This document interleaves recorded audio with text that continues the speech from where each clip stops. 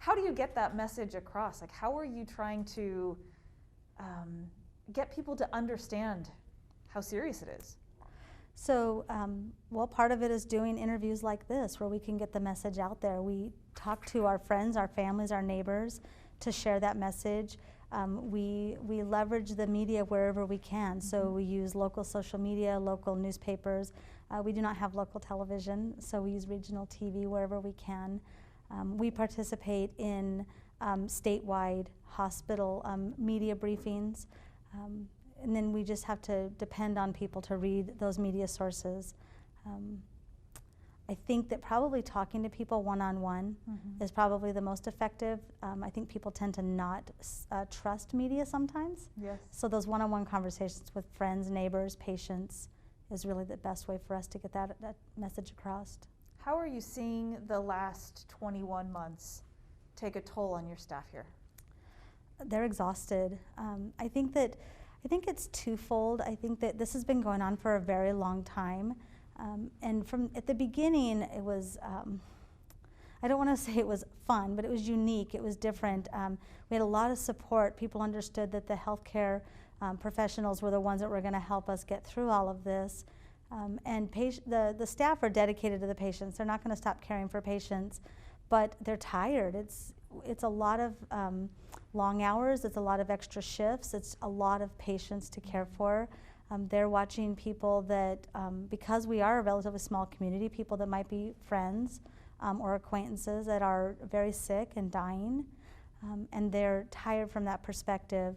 And then at the same time, there's been really a rise in the mistrust of the medical professionals. So I think probably the hardest thing is that we know we're working so hard, and we know that we have a lot of people coming through our doors, and we're taking care of a lot of people, and resources are not in excess. And then we have people in our community doubting our abilities, our word, and that we are somehow deceiving them about what's really happening inside these walls. Did you ever think you would see the day when doctors across the country just weren't believed? Well, I've been doing this for a long time. When I entered the profession, it was a very well-respected profession. So no, I don't think that I ever thought I would see a day like that. And it continues. I mean, it's about the vaccines, it's about the COVID numbers. Is it hard for you to come in and day out and see all these staff members who come in and day out, and to see your profession become so political? It's hard to see the profession become so political, and it's very hard to know that there's distrust of us out in the community. It's not hard to come to work, because at the end of the day, I know that the staff at this hospital and across the country are going to care for those patients day in and day out, and someone has to do that work. So we can't really let the people outside of the facility bring us down and not continue to take care of patients. It's not hard. The people I work with are wonderful. They're amazing. They give everything they got, sometimes to their own detriment and their own health, but they give everything they got. And it's not hard to come to work with people like that.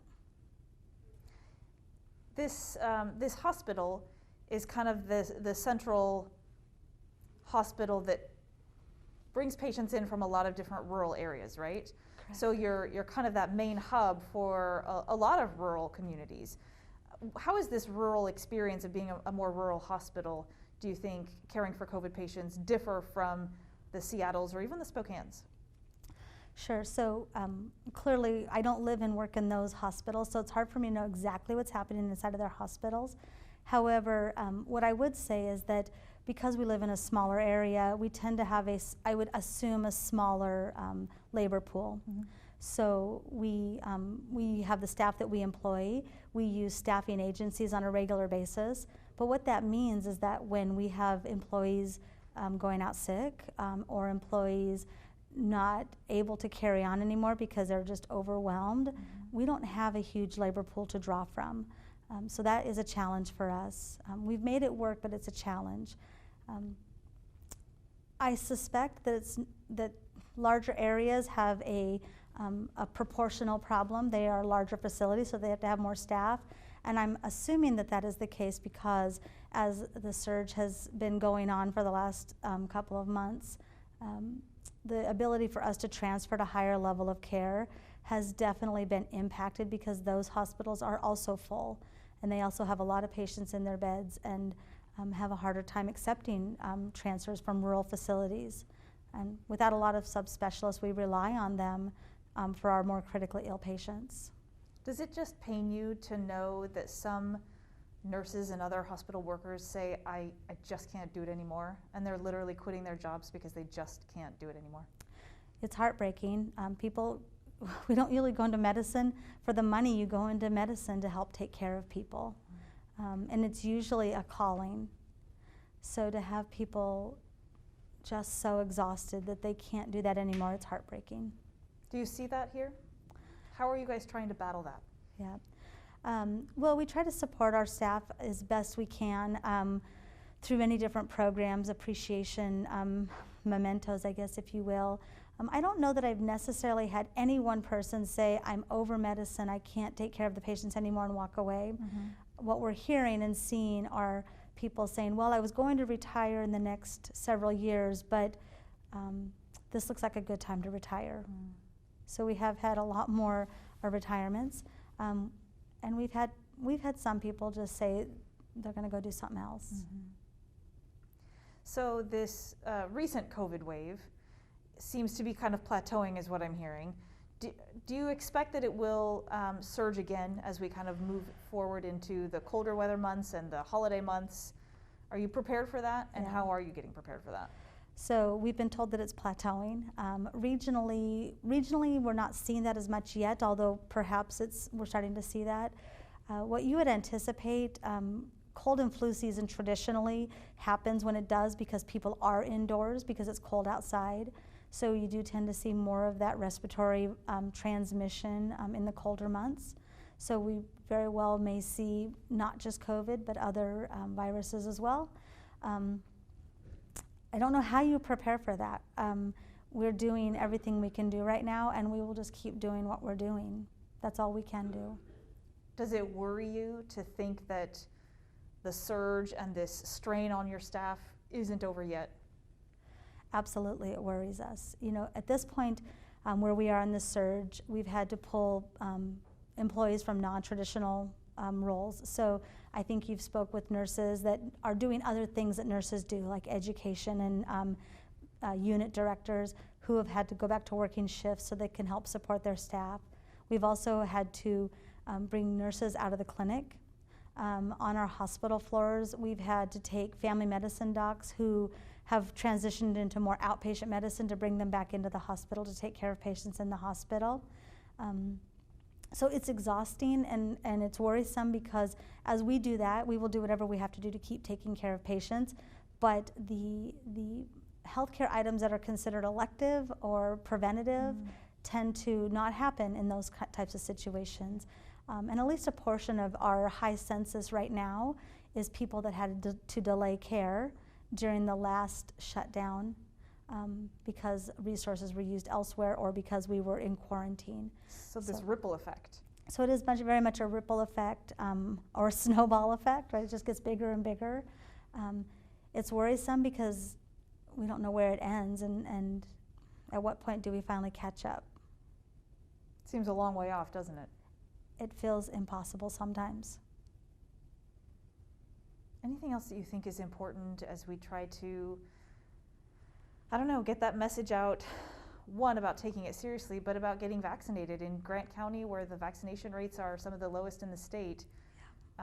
Is it hard to combat that? It is hard to combat that. I think that,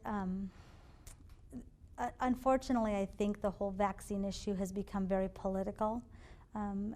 I think that if I wanted to make one comment, it would be that the vaccines aren't political. There's a lot of hesitancy, and I think I can understand the hesitancy to some degree. I think that people should ask questions, and I think there should be informed consent around vaccinations. Having said that, we have seen, although we do have hospitalized vaccinated patients, they're less ill. And I think that vaccinations can make a huge difference. we've had a concerted effort to educate our patients. We do Facebook Lives with our physicians to educate. We do this all day long in the clinic, and we've had some success. We just need to get more people vaccinated. That was one of the things that Gretchen was talking about a little bit, was this kind of ongoing effort to make these vaccines as available as humanly possible, so that more people, day by day, even though it's maybe a much slower progress than we all would have liked, that eventually we'll get there. Do you think that we're at least on that path? I think that we've made a lot of good efforts. I don't know what happens in Grant County. We have a lot of resistance to the vaccine, but I think it goes back to it being political. So I guess if I could wish for one thing, it would be that the politics go away. It's a little bit disheartening that everybody is very much, what you read a lot on social media is that people don't want to vaccinate because if everybody else around them is vaccinated, they don't need to be vaccinated. It's a little bit disheartening because that is really not the help care for your neighbors and friends mentality that I would hope that people would have. Because vaccinating really, it helps protect me, but it's not about me. It's about keeping the people around me well as well. Does it feel like you're in this situation that has been so difficult for so many people, the healthcare workers and the families who have lost loved ones, the patients obviously, and to some extent it's largely preventable? It's hard. I mean, it's a preventable disease. One of my uncles passed away in Seattle with COVID in an ICU on a ventilator, and he was unvaccinated. And I was so mad at first because that's all I could think was that was a preventable death. So there's any number of things that he could have passed away from, but it was COVID and he was unvaccinated. And I think we see that, and we just wish that we had a chance to get to those people and vaccinate them and help them understand and see. Is that part of why, I mean, we haven't been able to look behind the curtain in so many ways in the hospitals. Is that part of the reason why you wanted us to be here today? I think that any opportunity we have to educate people about what we're really seeing is an opportunity we should take advantage of. Like I said earlier, vaccines can reduce the seriousness of illness, and we have a lot of seriously ill people, and we have an exhausted medical staff, and our hospital is above 100% capacity most days. That's just not sustainable. The healthcare system will break. Is that closer maybe than we realize? I feel like it's closer than we realize. What would that mean? What could that look like, do you think? I don't know what that looks like. I don't know what happens if nurses and doctors walk away. That's another battle that you're fighting, isn't it? Yeah. You've got the COVID front, and then you have kind of behind the scenes just trying to keep those medical personnel coming back every day.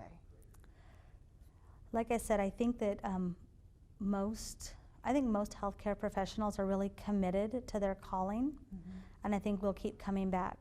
I think the question we have to ask is, what if they don't? And if they keep coming back, what's the cost? Anything else that you think is important? So many things, but nothing. No, I just want everybody to take care of themselves. If you're not going to vaccinate, just take care of yourself.